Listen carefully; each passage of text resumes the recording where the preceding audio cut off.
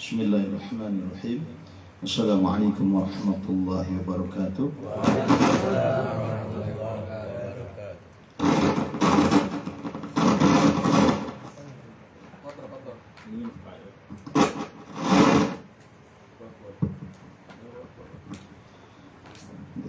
Alhamdulillah rabbil alamin wa bihi nasta'inu ala umuri dunya waddin wa ala alihi wa sahbihi ajmain amma ba'du. Wa qala Allah ta'ala fil Qur'anil Karim wa asyrafil qailin a'udzu billahi minasyaitonir rajim. Bismillahirrahmanirrahim. Fadhkuruni adhkurkum washkuruli wa la takfurun. Shadaqallahul 'azim wa shadaqa rasulun nabiyul karim wa nahnu 'ala dzalika minasyahidin wa syakirin walhamdulillahi rabbil alamin. Allahumma ya Allah rabbi shrah li sadri wa yassir li amri wahlul 'uqdatam min lisani yafqahu qawli. Allahumma akhrijna min dhulumatil wahmi wa akrimna bi nuril fahmi wa ta'alina bi ma'rifatika wa syahid lana abwaaba fadlika bi rahmatika ya arhamar rahimin. Allahumma kafi Muhammad wa kalimati Muhammad wa syiwati Muhammad bi barakati Muhammadin sallallahu alaihi wasallam. Bersyukur alhamdulillah kita panjatkan kehadirat Allah Azza wa Jalla malam hari ini, malam Senin, malam Ahad, tanggal berapa sekarang Pak? 28 bulan Dzulqa'dah ya, 1443 Hijriah, bertepatan dengan tanggal 26 Juni 2022. Alhamdulillah kita semuanya masih diberikan nikmat sehat, nikmat iman Islam sehingga kita bisa hadir di majlis ini, di Majlis Al-Ittihad di rumah kediaman Ustaz Fakhrul Razi. Mudah-mudahan hadirnya kita setiap langkah Allah jadikan sebagai penghapus dosa, dan setiap langkah mudah-mudahan jadi wasilah kita diangkat derajatnya oleh Allah. Amin ya Allah ya Rabbal alamin.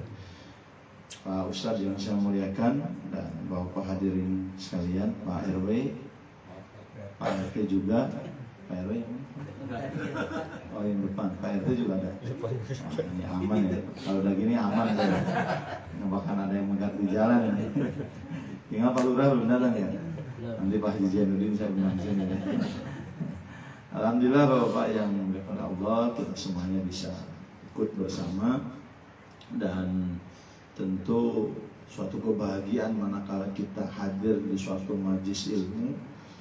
Kata Kanjeng Nabi dalam suatu hadis dikatakan, barang siapa yang berada di suatu majlis ilmu, maka akan didoakan dan dimohonkan ampun hatal haitanu fil bahri, sehingga ikan yang ada di lautan pun akan memohonkan ampun. Ini luar biasa, akan memohonkan ampun bagi orang yang mencari ilmu. Mudah-mudahan kita termasuk orang yang dimohonkan ampun, dimintakan ampun oleh Allah Subhanahu wa taala melalui wasilah kita ngaji. Amin ya Allah ya Rabbal alamin. Dan sebelum kita ngopi, ngobrol fikih, terlebih dahulu kaitan sekarang sudah berada di hampir penghujung bulan Dzulqa'dah. Jadi sebentar lagi kita akan masuk ke bulan Dzulhijjah. Kurang lebih 2 hari ke depan atau 14 hari lagi ya, kurang lebih kita akan berada di Yaumul Kurban atau Yaumul Idul Adha. Dimana kalau kita kaitan dengan Idul Adha itu tidak lepas dari perjuangan salah satu Nabi Ibrahim alaihi salam. Dalam salah satu kitab yang dikarang oleh Imam Nawawi Al-Jawi, beliau salah satu ulama Indonesia, walaupun beliau keturunan Arab, tapi salah satu ulama yang berasal kelahiran Indonesia. Beliau mengarang salah satu kitabnya tipis, kurang lebih 38 halaman tuh, kitab Qatrul Ghais, di mana menceritakan tentang beberapa kisah para nabi. Disebutkan dalam kitab tersebut jumlah nabi itu ada 124.000, sama dengan jumlah sahabat. Banyak Pak, dari sejak bumi ini ada itu ada 124.000 orang nabi. Nah, yang Allah angkat jadi rasul itu kurang lebih 315. Ada yang mengatakan 314, 313, tapi kalau yang populer itu kurang lebih 315. Nah, bahkan dalam kitab tersebut disebutkan tuh kita nama-nama yang 315 tuh. Semua nama-nama nabi itu memang ada Nabi Daniel itu, nabi itu ada. Kemudian Nabi Ahnu, Nabi Hanu, Nabi asli Nabi Idris dan seterusnya itu ada di situ. Nah, dari yang 315 itu yang Allah wajibkan bagi kita mengetahui ada berapa? 25. Kenapa cuma 25? Kebanyakan Pak, 25 aja udah hafal, bener Pak Logis. Kenapa Pak yang wajib kita ketahui cuma 25 padahal jumlah Nabi berapa tadi? 124.000 Pak. Yang wajib diketahuinya kenapa cuma 25? Padahal jumlah Rasul 315, enggak setengah-setengahnya aja. Karena yang Allah sebutkan namanya dalam Al-Quran, yang Allah ceritakan dalam Al-Quran, yang Allah kisahkan dalam Al-Quran itu hanya 25. Jadi tidak semua Nabi. Ada hanya 25 nama saja. Nama yang sering kita sebut Adam, Idris, Nuh, Soleh, Ilyas, dan seterusnya sampai dengan Nabi terakhir Nabiullah Muhammad SAW. Karena Allah hanya menceritakan itu, ya sudah. Yang wajib kita itu pun hanya 25, itu pun kita nggak hafal semua. Tenang Pak, ada anak kita yang bisa. Kita mau diwakilin oleh anak kita pasti bisa. Ada Bidis, Nuh, dan Hud dan seterusnya kan 25. Apa kan deh ya? Tenang, aman. Kalau nggak hafal ada Pak RW, ada Pak RT. Lanjut Pak. Nah, dari 25 nama Nabi tersebut ada yang Allah berikan gelar Ulul Azmi. Ini kita runut dari bawah nih. Ulul Azmi itu orang yang memiliki kesabaran lebih. Bukan berarti Nabi yang lain tidak sabar, enggak. Kesabarannya lebih luar biasa. Nah, ada 5. Disingkat tuh biar gampang hafalnya Mimin. Musa, Isa, Ibrahim, Hud dan Nuh. Saat ini Mimin. Nabi Musa, Nabi Isa, Nabi Muhammad, Ibrahim dan Nabi Nuh. Ada salah satunya Nabi Ibrahim alaihi salam. Dalam Majmu' Syarif ada doa Kanjeng Lurus, la ilaha illallah Adamun Sofiullah, la ilaha illallah Musa kalimullah, la ilaha illallah Isa ruhullah, la ilaha illallah Musa kalimullah, dan seterusnya. Ada disebut la ilaha illallah Ibrahim khalilullah. Di antaranya adalah ada Nabi Ibrahim yang dijadikan kekasih Allah. Ini mudah-mudahan hadirnya kita jadi kekasih Allah nih. Nah, muncul pertanyaan, Nabi Muhammad SAW kita menyebutkan Muhammad Rasulullah SAW. Nabi Isa disebut Ruhullah, ruhnya yang diberikan oleh Allah. Nabi Adam Sofiullah, kemudian Nabi Nuh dan seterusnya. Ada Nabi Ibrahim. Nabi Ibrahim itu adalah Ibrahim Khalilullah, kekasih Allah. Pertanyaannya, kenapa Nabi Ibrahim dari sekian banyak itu dijadikan sebagai kasih Allah? Orang yang dikasihi banget sama Allah, orang yang disayangin banget sama Allah. Pertanyaannya, kita pengen nggak dikasihi seperti Nabi Ibrahim? Pengen Pak ya? Kita pengen dijadikan kekasih Allah. Muncul pertanyaan, li ayyi syai'in takhadaka khalilan ya Rasulullah? Apa kira-kira yang menjadikan alasan Nabi Ibrahim diberikan gelar kekasih Allah? Nah, itu kita bisa lihat dalam salah satu kitab Nasuhul Ibad. Di situ dijelaskan ada 3 sebab kenapa Nabi Ibrahim diberikan gelar Khalilullah. Yang pertama, ikhtarta amrullah ala amru ghairi. Nabi Ibrahim itu selalu memilih menomorsatukan perintah Allah ketimbang perintah yang lain. Nabi Ibrahim selalu menomorsatukan urusan Allah ketimbang urusan yang lain. Nabi Ibrahim punya harta, tapi selalu menomorsatukan urusan Allah ketimbang urusan harta. Nabi Ibrahim punya keluarga, tapi Nabi Ibrahim selalu mementingkan urusan Allah ketimbang urusan anaknya. Dibuktikan Nabi Ibrahim itu orang kaya banget. Dalam satu riwayat dalam kitab Duratun Nasir dikatakan saking dermaknya sosialnya tingginya Nabi Ibrahim, pernah suatu saat Nabi Ibrahim pernah mensedekahkan 1000 ekor kambing, 700 ekor unta. Ini bayangin berapa Pak? Kita patungan sapi 7 aja sekarang susah. Sapi sekarang udah, kalau sapi harga 25 juta, patungan 3,5 lebih ya, kurang lebih 36 lah, 200. Susah Pak, nyari 7 orang. Nabi Ibrahim Pak, 1000 ekor kambing, 700 ekor unta, 500 ekor sapi. Bayangin Pak. Tapi kata Nabi Ibrahim gimana? Itu mah gak seberapa. Seandainya saya punya anak pun akan saya korbankan dunia untuk urusan Allah. Dicatat oleh Allah itu janji Nabi Ibrahim itu sendiri. Tadi Nabi Ibrahim dia selalu mementingkan urusan Allah ketimbang urusan yang lain. Harta nggak seberapa karena lebih mementingkan urusan Allah. Anaknya nggak seberapa karena lebih mementingkan urusan Allah.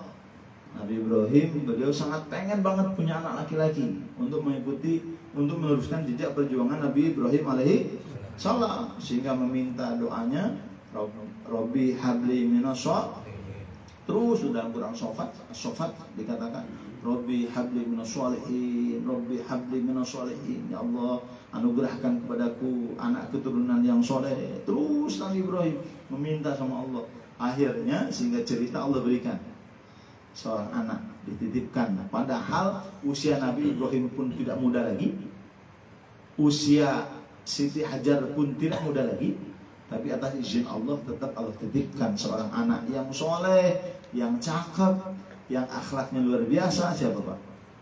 Nabi Ismail alaihi salam. Yang luar biasanya lagi, falamma balagha ma'hu sa'ya, di saat usia Nabi Ismail itu sedang usia sedang, kurang lebih ada yang tafsirannya itu ada yang mengatakan 13 tahun. Kalau 13 tahun itu kurang lebih kalau usia sekarang anak SMP kelas 1 ya Pak. Saja Pak ya. SD kelas anak baru masuk 6 tahun tambah 6 tahun 12, kurang lebih SMP kelas 1.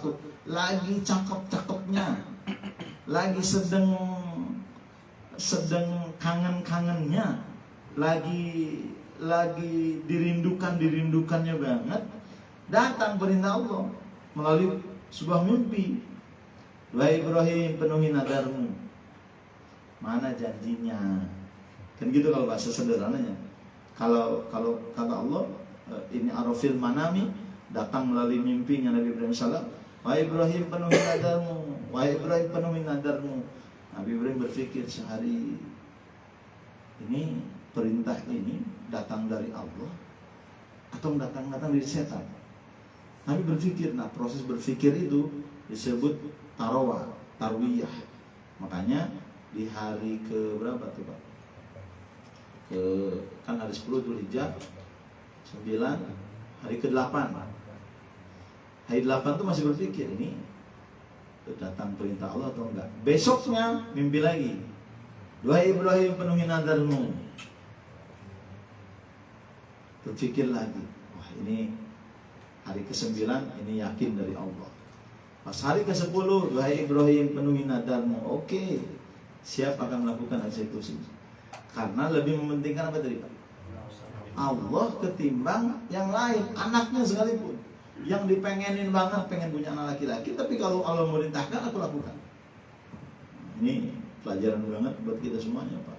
Sehingga kata Nabi Ibrahim, cerita, diajak dialog anaknya. Duhai anakku, ini arafil manami ani adbahuka pangdur madataro. Kalau kira-kira anak ditanya kayak itu sekarang, nak, saya mimpi disuruh menyembelih engkau atas perintah Allah. Kira-kira anak sekarang mau nggak Pak? Ya, jangankan disuruh gitu Pak, disuruh ngerjain ini juga, disuruh ngopel aja untuk mau. Ini suruh mengorbankan diri atas perintah Allah. Jawaban Nabi Ismail gimana? Ya abati if'al ma tu'mar satajidin insyaallah minas sabirin. Duhai ayahandaku, kalau memang itu perintah Allah, lakukan. Satajidin insyaallah minas sabirin. Insyaallah saya termasuk orang yang sabar. Bapaknya soleh, anaknya soleh. Bapaknya ridho, anaknya pun ridho. Tapi kan Allah sayang sama hambanya, sehingga tidak jadi. proses penyembelihan tersebut Allah datangkan gibaskan gitu ya, ceritakan dalam surah Sofat tuh, datangkan gibas sebagai pengganti. Dan jelas Nabi Ibrahim sudah akan membuktikan, bahkan si pisaunya menurut satu riwayat itu sudah digeselin, sudah di apa namanya, di lehernya, tapi nggak mempan. Sehingga Nabi Ibrahim, ini kenapa ini kok nggak mempan? Ada batu Pak, coba digituin ke apa namanya, ke batu, belah jadi dua. Ini kalau dibilang nggak tajam batu aja belah.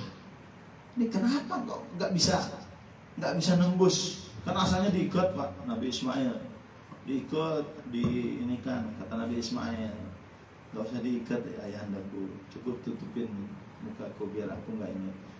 Makanya kan sapi itu ketika mau dipotong kan diikat, ikatannya pun harus rapi biar nggak menyakiti. Sehingga pasti gini nggak bisa. Ternyata pas mau sekali lagi Nabi Ibrahim lebih marah dengan pisaunya. Kenapa engkau pisau tidak mau melakukan? Aku akan melaksanakan perintah Allah.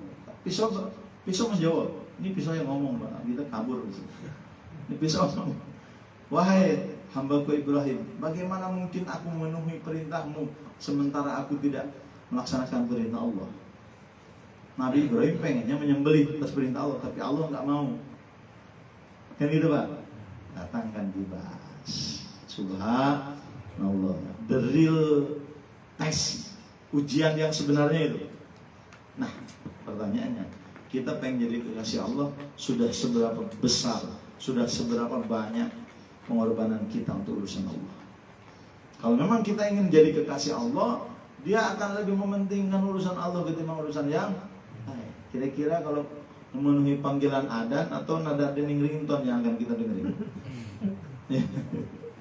Lalu handphone lagi nyala, lagi sholat pun sekalian penting lagi sholat Pak, kayak gitu.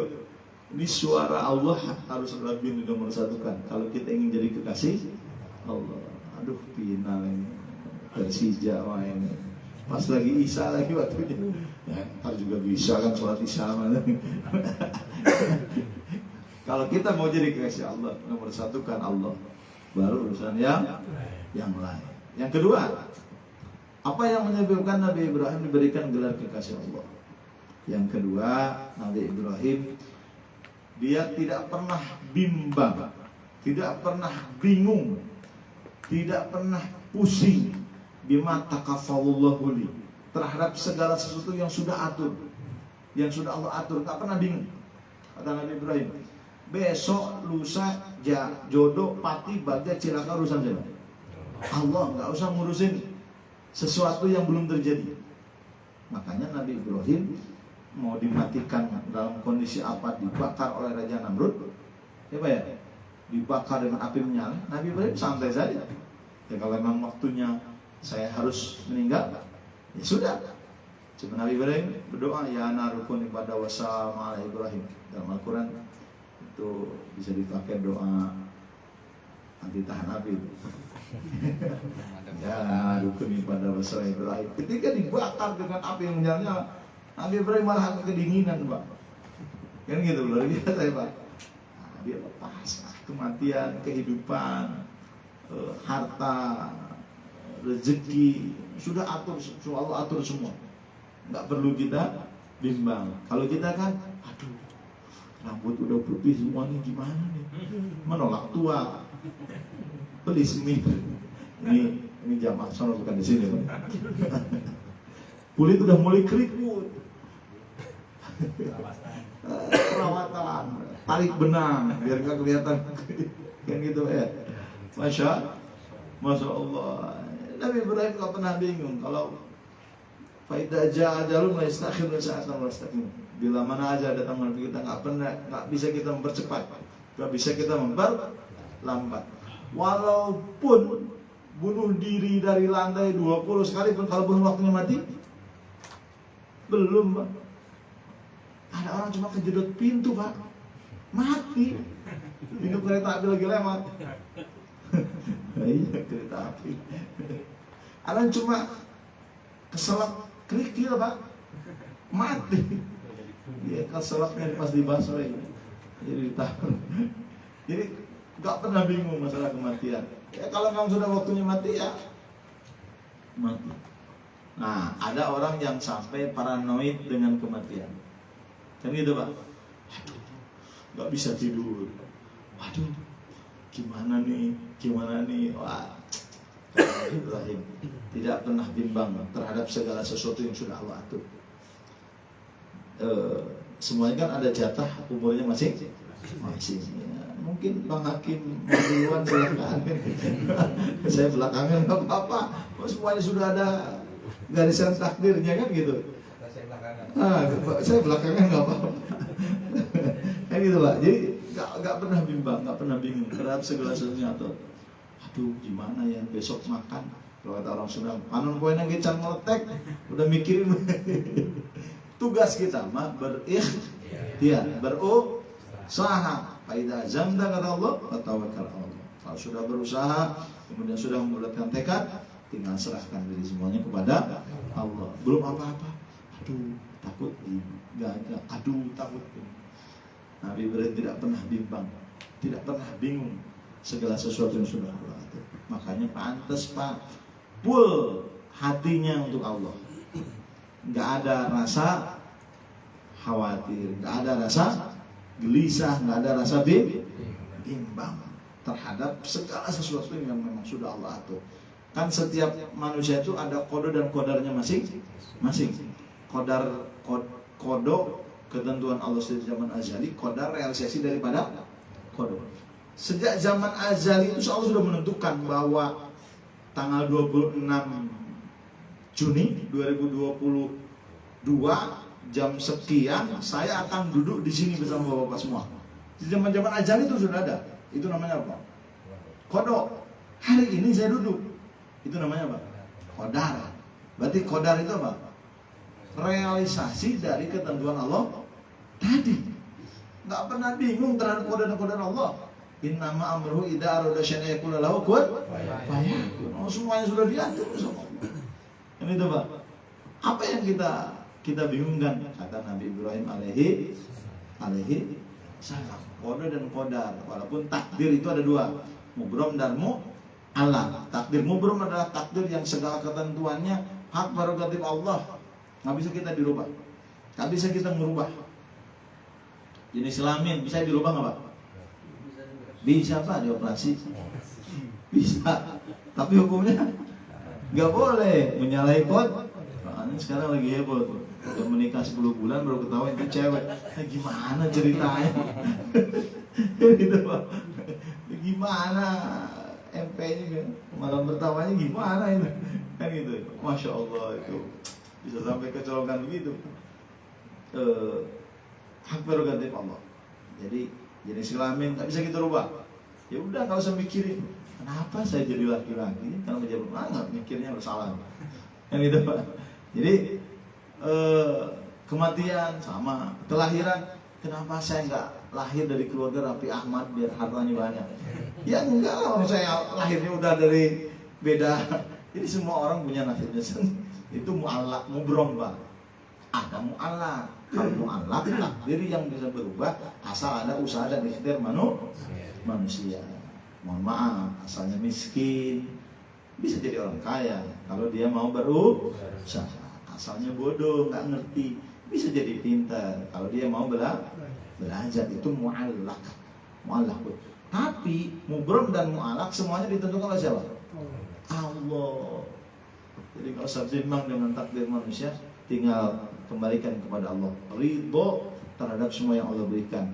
In wajadta khairan falhamdulillah wa in wajadta syarran fastaghfirullah. Menemukan suatu kebaikan tinggal alhamdulillah. Menemukan sesuatu yang tidak nyaman, tidak sesuai dengan keinginan kita, tinggal istighfar. Jangan-jangan karena dosa kita, jangan-jangan karena kesalahan kita.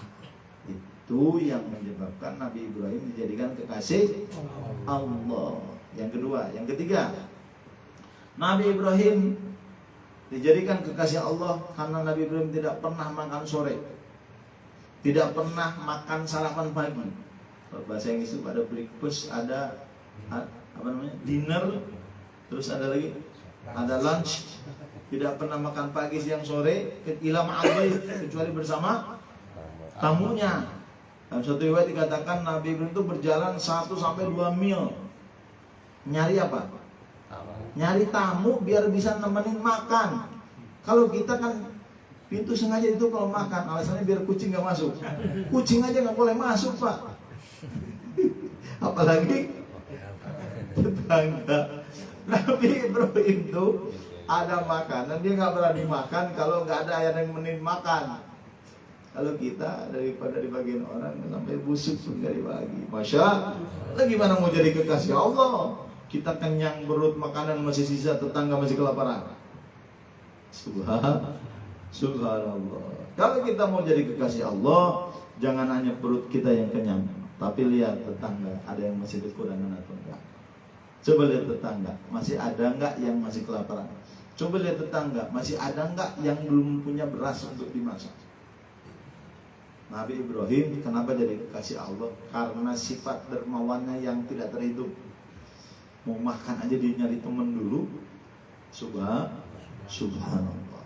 Oleh karena itu, Bapak dari jemaah sekalian, di bulan Dzulqa'dah, di bulan Dzulhijjah, mari kita terus selalu mengambil pelajaran dari sifat dan karakter dari Nabi Ibrahim alaihissalam sehingga kita menjadi kekasih Allah. Pulang dari pengajian ini, mudah-mudahan kita lahir menjadi orang-orang yang dikasihi oleh Allah Subhanahu wa taala. Caranya salah satunya yang pertama, lakukan memilih, selalu memilih perintah Allah ketimbang yang lain. Yang kedua, masih ingat Pak? Yang kedua apa? Tidak pernah bingung terhadap segala sesuatu yang sudah Allah atur. Dan yang ketiga, Nabi Ibrahim alaihissalam selalu mengajak makan tetangganya untuk bisa bersama-sama kan, adanya saling berbagi setia kawan. Mudah-mudahan dengan cara seperti itu kita dijadikan sebagai orang-orang yang dikasihi dan dicintai oleh Allah Subhanahu. Kalau Allah udah sayang, kalau Allah udah cinta, sesuatu yang tidak biasa pun jadi biasa. Api itu panas secara adat, betul nggak Pak? Api itu panas kan Pak? Tapi kalau Allah sudah sayang, yang panas bisa berubah jadi dingin. Kalau Allah sudah sayang, kalau sudah masuk ke dalam perut udah pasti mati. Tapi kalau Allah sudah sayang, Allah keluarkan lagi dari perut ikan. Nabi Yunus alaihi salam. Betul Bapak? Banyak kisah-kisah para nabi yang bisa jadi contoh buat kita semuanya dan pelajaran berharga untuk kita semuanya. Baik, ada pertanyaan dulu Pak. Kita kaitkan dulu tentang semangat untuk berkurban. Ada Pak? Tidak ada? Lanjut? Lanjut. Nah, masih ada waktu. Sampai jam berapa Ustaz? Sampai jam 10 kuat Pak? Saya nggak kuat. Ini terkait masalah kurban nih. Oke, nah terkait kurban gimana? Kalau ada satu yang ngomong terusan ya. Siap, boleh. Kan sekarang banyak nih orang cara berkurban itu caranya lain-lain. Ya. Sekarang apalagi dengan sistem pembayaran online, Ya. atau dengan cara nyicil pakai kartu kredit lah. Boleh nggak? Bisa dengan cara begitu? Gitu. Nih pertanyaan luar biasa nih. Ini kurban zaman now. Begini Pak, bisa masalah kurban dalam hukum fikih disebut udhiyah. Ada bab khusus tentang fikih itu, fikih kurban namanya babul udhiyah, bab tentang pemotongan. Nah, runut dulu dari atas ya Pak, sebelum kita jawab dari pertanyaan tadi. Kalau bicara hukum, kurban itu hukumnya sunnah, tapi sunnahnya sunnah mu'akalah. Sunnah mu'akalah itu sunnah yang diharuskan. Jadi kalau kita prosentase ke wajib ke sunnah itu lebih mendekati ke arah wajib. Makanya katakannya Nabi, "Mangkana law sa'atan walam yudhi fala yaqrabanna musallan." Katakannya Nabi, barang siapa yang diberikan keleluasaan harta, cukup nih buat beli kambing, cukup nih buat ikutan patungan sapi, tapi dia nggak mau berkurban. Katakannya Nabi, "Fala yaqrabanna musallan." Jangan dekat-dekat dengan tempat sholatku. Masya Allah. Dengan tempat sholatnya aja jangan dekat-dekat, apalagi dengan nabinya. Kalau kita sudah berkecukupan, Kan gitu Pak. Dari sisi hukum dulu nih. Jadi sunnah muakkad. Jadi sebaiknya dilakukan. Muncul pertanyaan berikutnya. Kira-kira bagus mana sedekah dengan kurban? Bagusan kurban Pak, kalau kita berada di dalam kurban. Nah, teknis tadi pertanyaan ke Pak Hakim tadi. Gimana kalau untuk pelaksanaan kurban tadi? Bisa nggak melalui kurban online? Atau kita ngirimkan gitu ya tadi? Atau kita bayarnya dengan kartu kredit. kartu kredit itu berarti kita minjem dulu. Iya. Kita minjem, ngutang dulu. Boleh nggak kita ikut kurban tapi dengan uang pinjaman? Baik pinjaman kartu kredit, kan gitu ya? Atau pinjaman dari orang lain. Boleh, asal dibayar. Boleh asal dibayar. Yang nggak boleh itu kalau pinjam tapi nggak dibayar. Panitia yang kedodoran Pak. Untungnya kagak ada. Tapi nombokin dosa yang ada. Jadi boleh Pak, secara hukum boleh. Bahkan gini, patungan kurban. Kalau di Sunda itu namanya ada arisan kurban. Ini ada 21 orang. 21 orang patungan. Satu sapi misalnya harga berapa sekarang? Ambil yang standar, taruhlah 21 juta lah, ambil yang mudah. Berarti per orang kena 3 juta. Tadi orang ada berapa Pak tadi? 21 orang. Berarti masing-masing berapa Pak? 1 juta kan? Ya, 1 juta kan Pak? Sedangkan sapi berlakunya satu sapi untuk 7 orang, kan gitu Pak? Itu gimana hukumnya? Kalau patungan 1 juta untuk beli 1 ekor sapi untuk kurban, jadi apa enggak? Enggak jadi. Karena satu sapi buat 7 orang. Itu satu sapi buat berapa orang? 21. Teknisnya tinggal bergantian. Tahun ini 7 orang, tahun ini 7 orang berikutnya, tahun berikutnya 7 orang berikutnya. Sistemnya sistem patungan. Ya Pak? Tadi kan 1 orang 7 orang. Tahun ini kocok dulu nih. Tahun ini yang keluar nama 7 orang. Ya udah tahun ini untuk yang 7 orang tadi. Sah nggak? Sah. Berarti yang tadi minjem ke 14 orang tadi. Syaratnya yang penting ya. Kan itu kuncinya. Biasanya yang belum meninggal. Perjanjian itu Pak. Kalau meninggal bisa dilanjutkan oleh ahli waris atau kesepakatan panitia. Nah itu terjadi Pak. Benar itu terjadi.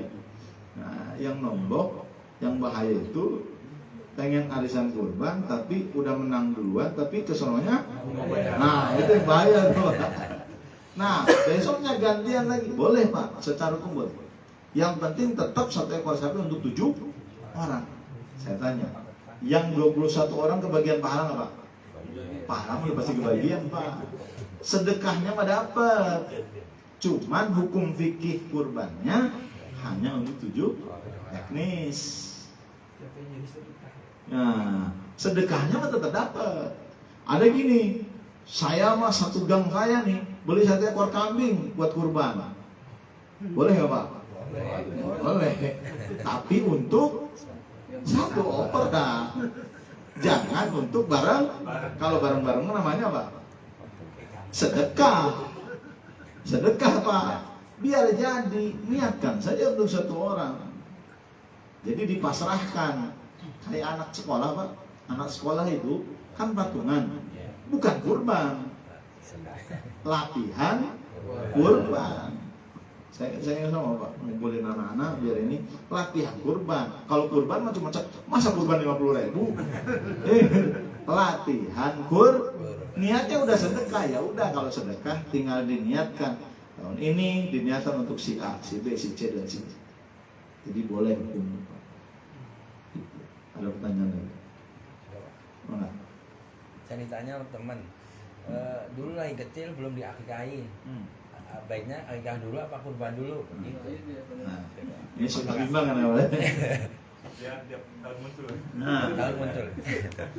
cuman pertanyaan itu kenapa keluarnya pas bulan kurban? Nah, itu pertanyaannya. Kalau kalau berada di bulan Idul Adha, mana dulu Pak dulu? Kurban, karena di bulan Idul Adha. Kalau di luar Idul Adha, akikah. Kenapa? Lu nggak boleh motong sapi niat kurban di luar itu. Jadi mana yang dahulukan? Tergantung waktu. Kalau di Idul Adha lebih diafdolkan kurban. Tapi saya belum akikah. Ya udah nanti akikah, mau Allah ngasih rezeki lagi. Jangan sampai kurban mah pakai kah dulu. Kekah dulu lah. Kurban kagak, kekah juga enggak. Itu yang repot itu kan. Itu mah www.ngeles.com jadinya. Diajak kamu panitia kurban kagak mau. Saya belum akikah. Ya udah akikah ya kurban ya kurban. Boleh enggak dua-duanya? Boleh enggak dua-duanya? Enggak boleh kalau dua-duanya. Nah, itu gini. Nah, ini mau jawab saya ini. Mohon maaf nih.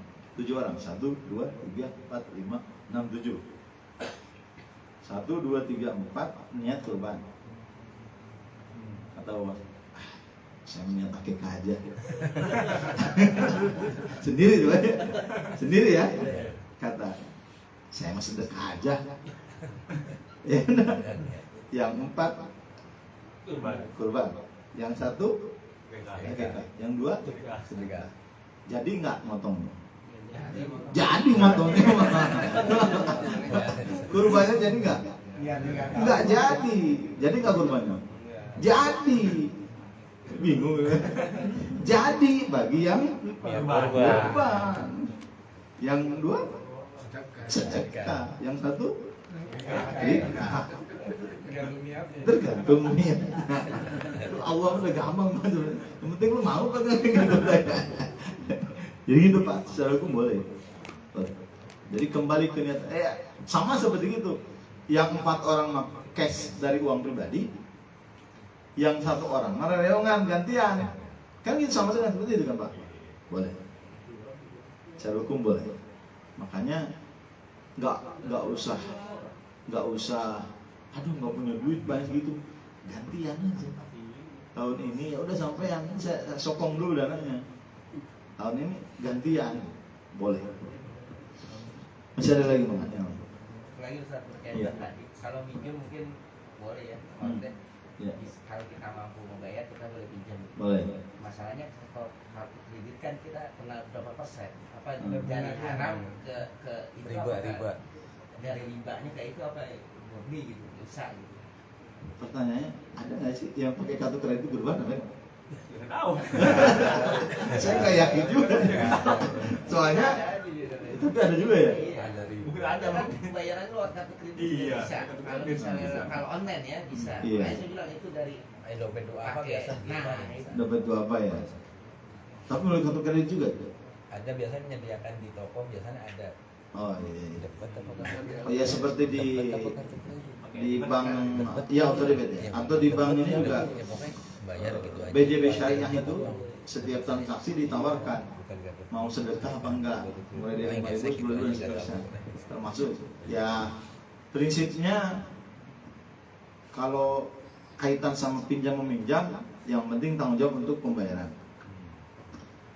Sumbernya dari mana, yang dipinjamkannya tinggal dilihat ada unsur ribawinya atau enggak. Kalau unsur ribawinya lebih baik dihindari. Lebih baik dihindari. Tapi kalau tidak ada jalan lain dan saya pasti sanggup untuk membayarnya, kembali ke diri kita masing-masing. Tapi sebaiknya, karena kalau nggak salah bunganya gede. Kalau pakai kartu kredit ini gede kan? Saya nggak pernah mau. Jadi kalau nggak salah, iya besar lah ya, besar. Ya lebih baik kalau memang belum mampu ya nggak apa-apa. Kan itu pun kalau memang sudah diberikan keleluasaan harta. Masih ada yang lain? Mas. Apa terkait dengan tindakan kita, Pak? Saya mau menanyakan barisan saksi atau hibah, Pak, mengingat saat Nabi Ismail dipotong itu diganti sama juga Ya. langsung Bagusan kambing atau bagusan sapi? bebas. Gibas itu kan, gibas itu domba ya. Diartikannya, tadi apa kambing? Kambing sama sapi. Kambing sama gibas sama? Sama. Kan bedanya kalau kambing domba. Kalau di saya di Tahiti Domba ya? lebih seneng domba, Pak. Iya. Lakuan domba daripada kambing. Kalau di sini terbalik, Balik. malah banyak ke kambing itu. Nah, mungkin pertanyaannya gini, kira-kira bagusannya sendiri kambing atau sapi atau 7 orang bareng-bareng? Bagusan yang kurban. Bagusan yang kurban. Kenapa? Ada plus minusnya. Kalau untuk kambing satu memang afdol, tetapi kalau dikaitkan dengan sekarang kemanfaatannya lebih banyak mana orang mengkonsumsi kambing dengan sapi. Nah gitu. Lihat dari sisi kemanfaatannya. Lebih banyak orang mengkonsumsi sapi ketimbang kambing. Terus bulunya kan banyakkan domba, urusan pahala urusan Allah. Kan setiap helai rambut itu kan jadi pahala ya Pak ya. Kan gitu, helai rambut, makanya disunahkan ketika masuk bulan Dzulhijjah itu jangan yang kurban, khusus yang kurban, jangan memotong kuku, jangan memotong rambut, termasuk binatang yang akan disembelihnya. Jangan dipotong kukunya, jangan dicukur bulunya. Kalau sudah masuk bulan Dzulhijjah, karena itu setiap helai rambutnya jadi kebaikan. Kalau urusan haram urusan Allah saja. Tapi lihat dari kemanfaatan. Kalau misalkan, karena gini, kebiasaan orang kalau hanya ini dagingnya kambing apa sapi, kan begitu ya. Lebih banyak mana yang suka kambing atau sapi? Sapi dan terbaik. Makanya lebih baik cari patungan sapi. Cari patungan sapi. Karena apa? Dari sisi kemanfaatan. Jadi kembali ke. Tapi kalau di situ ada kebiasaannya kambing daerah tersebut, kambing. Jadi tidak ada kepastian harus kambing atau sapi, tetapi yang paling penting adalah kemanfaatannya. Karena antara akikah sama kurban agak beda Pak. Kalau akikah sunnahnya matang, kalau kurban mentah. Dan kurban beda dengan zakat. Kalau zakat kan ada asnafnya 8, fakir, miskin, amil, gharib, riqab, ibnu sabi, sabilah, mu'alaf. Tapi kalau kurban, orang kaya sekalipun boleh memberikan bagian. Orang yang non muslim sekalipun boleh. Boleh. Untuk sosial boleh. Ya di saya biasanya tetap diberikan. Walaupun porsi tinggal dibedakan. Kalau ini misalkan 2 bungkus, ini 1 bungkus, boleh silakan. Tapi boleh diberikan. Jadi artinya di situ aspek sosialnya lebih tinggi. Nah, itu kalau dari sisi kesunahannya. Nah, yang harus hati-hati dalam hal bagian daging itu, kurban itu ada 2 Pak.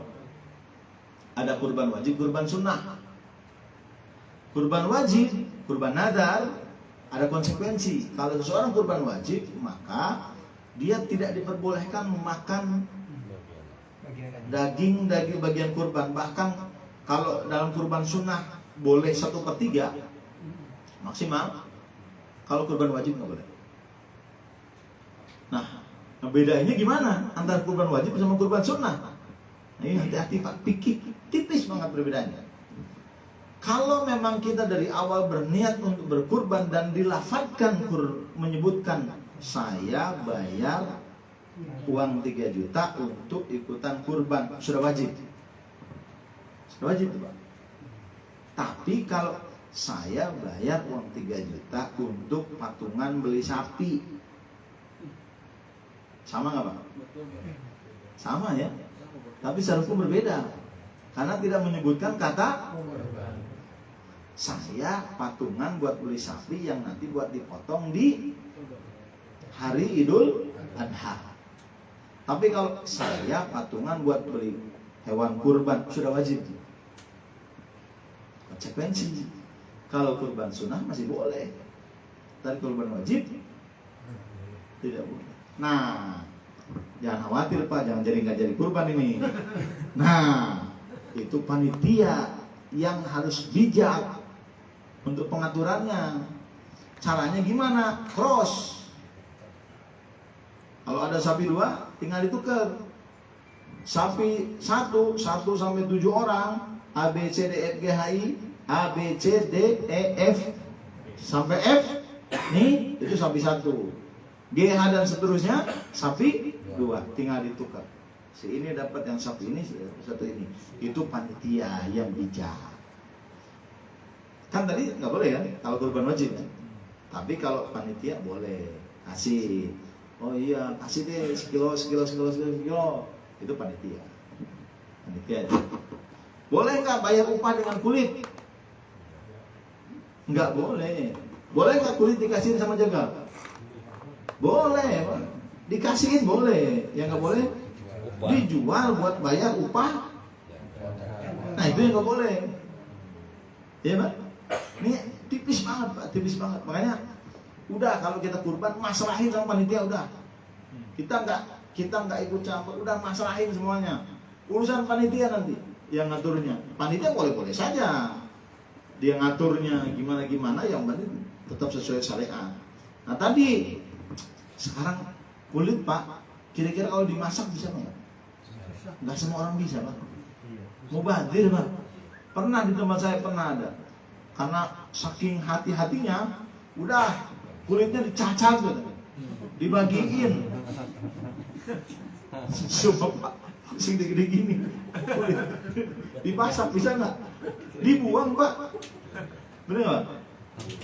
Ya udah tinggal sedekahin aja, udah bawa bang sono. Paling dijual berapa sekarang Pak? 1 ekor paling sapi cuma 100.000, 150.000. Kalau dulu mah iya, udah sampai sekian. Sekarang paling berapa? Udah sedekahin aja bang buat sedekah.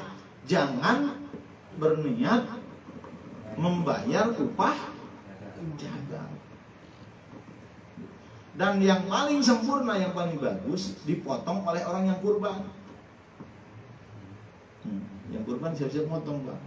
Dia buru-buru Pak, segelit darah aja takut. Diwakilkan sama jagal. Makanya nyari jagal itu jangan asal sembarangan jagal Pak. Jagal saya punya jagal di pemotongan Pak. Cepat banget Pak. Dia cuma angkat pisau tuh, set langsung sapinya. Nah itu silahkan, tapi baca-bacanya sebentar Pak. niatnya sunnah-sunnahnya dilakukan. Makanya dalam kitab Durratun Nasih itu dikatakan sunnah bagi orang yang kurban itu wudu dulu. Sunnah melihat ketika disembelih menghadap ke kiblat. Menghadap kiblat tuh misalnya kiblat sana Pak. Kepala di sini kan? Kepalanya di kiri apa di kanan? Di sini Pak kepala. Kan mau dipotong lagi nih. Nah, potongnya gini Pak. Saya sebagai yang akan memotongnya mewakili yang kurban, diniatkan ke saya, misalkan niat saya mewakilkan untuk penyembelihan, saya berniat niat untuk kurbannya si A, si B, si C, si D dan sampai 7 orang. Lillahi ta'ala, bismillahirrahmanirrahim. Set, langsung udah selesai. Kepalanya sebelah sini berarti karena biar menghadap ke kiblat. Ini di sini. Nah itu pun sunnah hukumnya. Tapi kalau darurat sapinya ngamuk, ya udah situasional aja. Situasional saja. Jadi kesunahan setelah selesai motong, ambil wudhu, sholat sunnahnya. Jadi dapetin. Jadi cari juga jagal yang, terus pastikan si jagal pisau atau goloknya itu yang benar-benar tajam Pak. Jangan sampai geres. Aduh. Makanya saya punya golok ini nggak bisa nih, ini buat kambing nih. Pada cakep banget golok, nggak bisa nih. Kenapa? Ngobrol dengan tukangnya. Ini dari ketajaman ini. Oke. Ini bisa, ini baru bisa. Jadi memang ada khususiatnya. Jadi tidak semua golok, tidak semua pisau bisa digunakan. Prinsipnya jangan sampai menyakiti si hewan yang akan dikurbankan. Pastikan secepat mungkin, pastikan secepat mungkin meregang nyawanya biar tidak bersakitan. Makanya saya kalau memotong itu Pak, kita ngobrol dulu. Saya atau saya ajak ngobrol dulu dari hati ke hati, yang ikhlas, yang ridho. Kamu ini mau dijadikan untuk alat ibadah. Jadi diajak, disentuh hati hewannya itu, biar sing ikhlas, sing ridho gitu, sing yakin bahwa ini adalah perintah Allah. Inilah cara ibadah kamu hewan. Inilah cara ibadah anjen kalian, kamu wahai sapi, dengan cara mengorbankan diri untuk ibadah sama Allah. Dengan cara seperti itu, makanya sapi itu ada meneteskan, itu kan ada mungkin. Jadi kalau saya ketika saya motong tuh enggak saya kasihan Pak, karena memang untuk ibadah, jadi lakukan dengan cara yang sebaik-baiknya, lakukan dengan penuh kehati-hatian yang sambil memberikan. Ada pertanyaan lagi? Udah 10 menit. Ya, ternyata masalah kurban seru juga. Masih ada Pak satu pertanyaan lagi, silakan. Maaf. Misalkan sistem kalau saya lihat ya, kalau di mana-mana itu kalau untuk penyembelihan hewan sapi, kurban sapi itu, misalkan untuk si pengkurban nih, biasanya kan kalau ada yang si sapi itu buat si 7 orang ini pengurban nih, ya misalkan itu, ataupun misalkan ada juga di masjid tertentu dia juga misalkan nih sapi satu buat ada berapa pengurban nih, buat sapi sini buat pengurban semua gitu, misalkan ini dibagiin supaya si pengurban itu dapat daging duluan gitu loh. Itu diperbolehkan yang mana gitu Pak? Diperbolehkan nggak secara syariatnya itu loh? Oke. Kalau korban sunnah tadi yang penting tidak melebihi 1/3. Jadi 1/3 dari hewan sapi itu ambil 1/3-nya, tinggal dibagi buat 7 orang. Yang 2/3-nya dibagikan. Tinggal teknis, duluan mana nih? Warga dulu atau yang kurban dulu? Yang penting prinsipnya tidak boleh melebihin maksimal 1/3. Prinsipnya itu. Makanya ada terkesan, udah yang kurban aja pisahin dulu, biar nggak nyampur. Nah mungkin ke sana panitia berpikirnya, biar nggak nyampur ya udah seolah-olah ngeduluin yang kurban daripada warga yang lain. Itu sebenarnya urusan teknis. Yang paling penting bagian yang kurbannya boleh tetap dapat selama kurban itu sunnah. Kalaupun kurban wajib juga tinggal di crossing tadi sapinya, tinggal beda sapi A yang kurban yang 7 orang, tinggal minta bagian dari sapi B. Itu teknis urusan panitia boleh. Nah itu secara hukum boleh. Walaupun seolah-olah kok duluin yang kurban sih ketimbang warga, itu teknis. Mau nanti dibagikannya setelah warga, cuman kan khawatir tercampur tadi.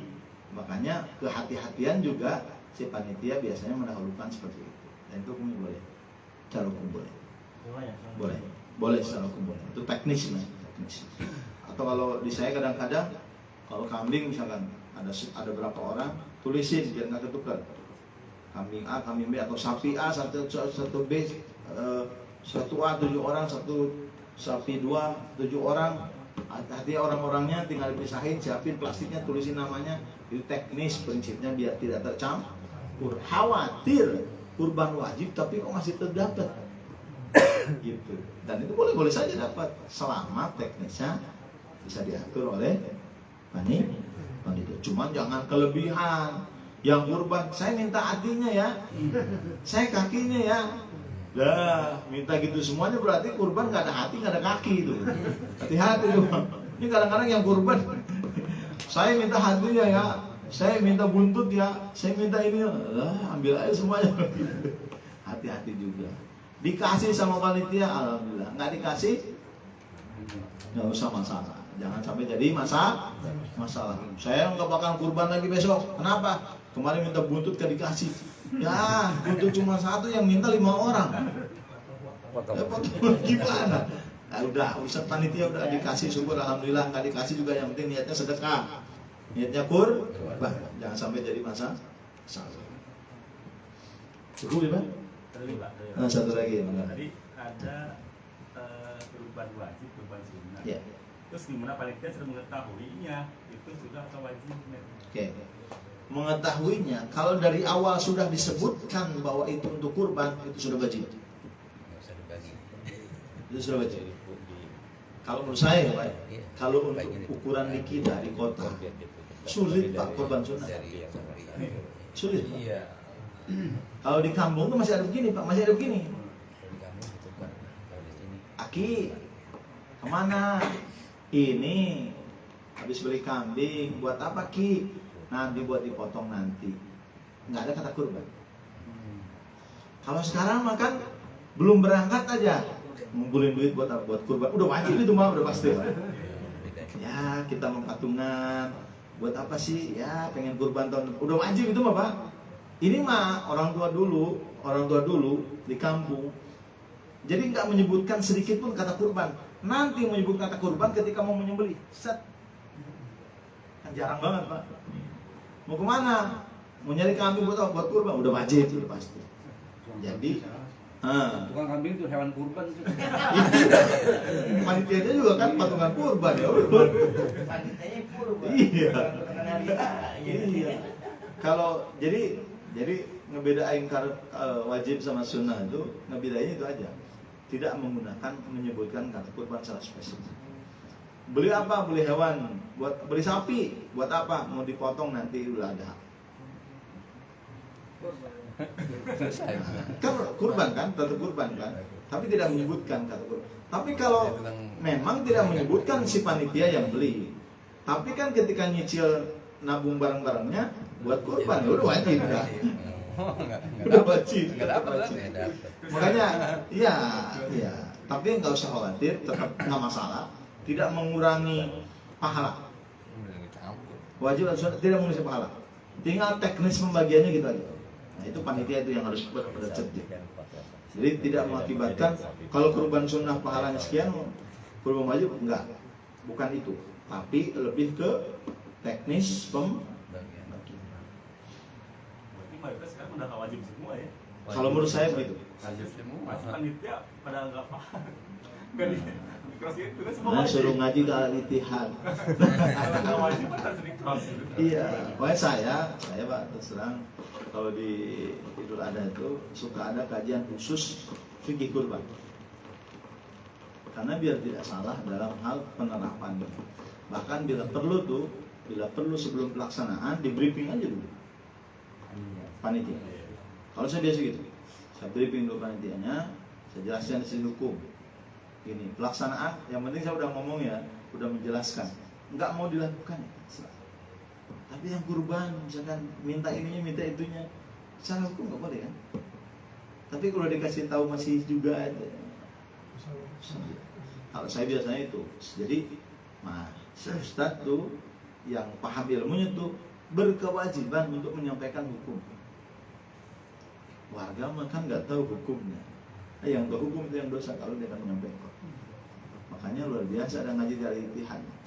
Jadi kalau dibahas, jadi gitu Pak. Jadi ya harus disampaikan. Dari sisi hukum harus disampaikan. Makanya undang sesekali ketika mau pelaksanaan itu pastikan harus ada yang ngertinya secara hukum. Karena ibadah itu memang harus disertai dengan ilmunya. Banyak yang tujuannya ibadah tapi nggak disertai dengan ilmu, nggak jadi ibadah. Gitu Pak. Nah agar itu ilmunya saya nggak tahu, Ustaz juga ngejelasin.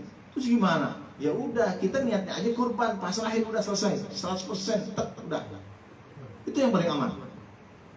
Masalah nanti panitia ngasih, alhamdulillah.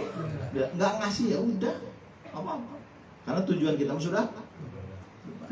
Jangan saya mau ikut kurban biar dapat 3 kilo aja kan daging, biar dapat 3 aja. Nah, itu udah niatnya udah diluruskan saja.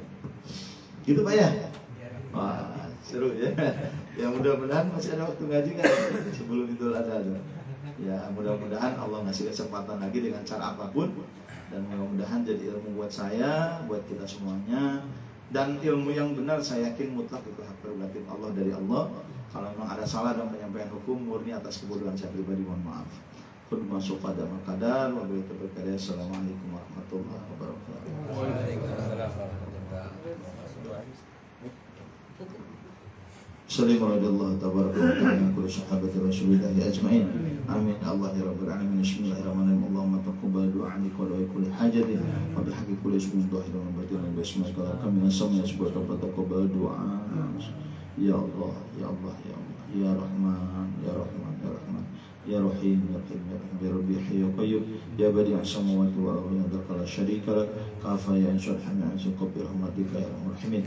Allahumma kafi Muhammad wa kalimati Muhammad wa sifati Muhammad barakatuh Muhammad sallallahu bi rahmatika ya arhamar rahimin. Allahumma ighfir lana wa li walidayna warhamhuma kama rabbayana shighara wa li jami'il mu'minina wa muslimina wa muslimat al ahya'i minhum amwat. Rabbi ighfir warham wa ghafurur rahimin wa la haula wa la quwwata illa billahil aliyyil azim. Allahumma taqabbal wa athir ma qara'na min al-Qur'anil karim wa mahallana wa sabahna wa salayna wa qasada nusul habibina wa syafi'ina wa maulana Muhammad wa ikhwanina wa li jami'il muslimina wa muslimat wal mu'minina min khususan ila ahli kubur. Haji Abdul Qadir almarhum Dahir, almarhum Raidan bin Niri, almarhum Aini binti Dahir, almarhum Daimah binti Dahir, almarhum Masna bin Turan, almarhum Absah binti Asmarhum Hayya binti Dayar, almarhum Abu Bakar bin Tahir, almarhum Ahmad bin Abdul, almarhum Siti Aminah binti Mi'an, almarhum Haji Mi'an bin Sanin, almarhum Haji Anisa binti Aridan, almarhum Haji Abdul Rahman bin Haji Yahya, khususan almarhum keluarga kita semuanya, mudah-mudahan mereka yang berada dalam berzam tafatan nafil Allah subhanahu wa ta'ala, khususan ila ahli kubur.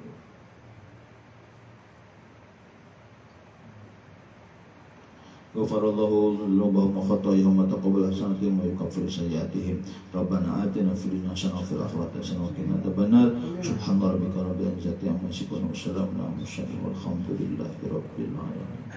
Amin ya Allah ya rabbal alamin.